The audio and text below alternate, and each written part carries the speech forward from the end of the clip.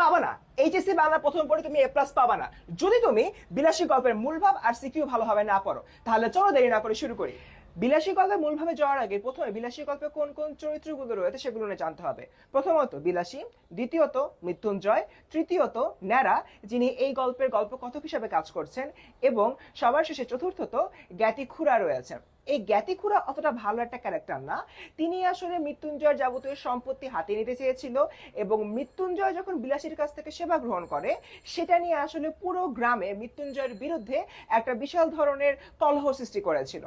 যাই হোক, এবার যদি আমরা চিন্তা করি এই বিলাসী যে গল্পটা রয়েছে এই গল্পের অন্যতম প্রধান জায়গা হচ্ছে সমাজের কুসংস্কার ছন্নতা। আমরা এখানে দেখতে পাই মৃত্যুঞ্জয় যে চরিত্রটা সে একদা খুব অসুস্থ হয়ে যায়, তাকে সেবা যত্ন করার মতো কেউ থাকে না।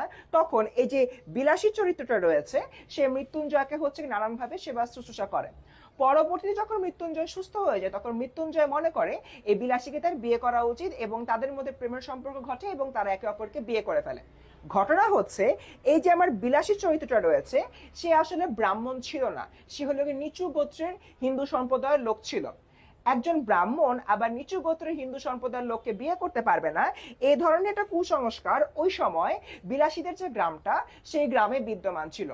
তাই মৃত্যুঞ্জয় যখন বিলাসীকে বিয়ে করে, যিনি কিনা একজন সাপুরের মেয়ে, তখন মৃত্যুঞ্জয়ের যে জ্ঞাতি খুড়া সেটা নিয়ে নানান রকম ঝামেলা করে এবং গ্রামের লোকজনকে একত্রিত করে বিলাসী এবং মৃত্যুঞ্জয়কে প্রহার করার জন্য মৃত্যুঞ্জয়ের যে নিজের বাড়িটি ছিল সে বাড়িতে হলোকে যায়, এবং দেখা যায় যে গ্রামবাসীর অতর্কিত আক্রমণের পরবর্তী সময়তে বিলাসী এবং মৃত্যুঞ্জয় তাদের জায়গা থেকে গ্রামটি হলো গিয়ে ছেড়ে দেয়। এরপরে দেখি বর্ণ বৈষম্য। বর্ণ বৈষম্য বিষয়টা আই থিঙ্ক ইতিমধ্যে তোমরা বুঝতে পেরেছো। অর্থাৎ উঁচু জাতির হিন্দু সম্প্রদায়ের লোক নিচু জাতির হিন্দু সম্প্রদায়ের লোককে বিয়ে করতে পারবে না। শুধুমাত্র তাই না, উঁচু জাতির হিন্দু সম্প্রদায় বা কোনো ব্রাহ্মণ যদি নিচু জাতির হিন্দু সম্প্রদায়ের বাড়ি থেকে ভাতও খায় সেটা হবে গিয়ে তার অন্য পাপ।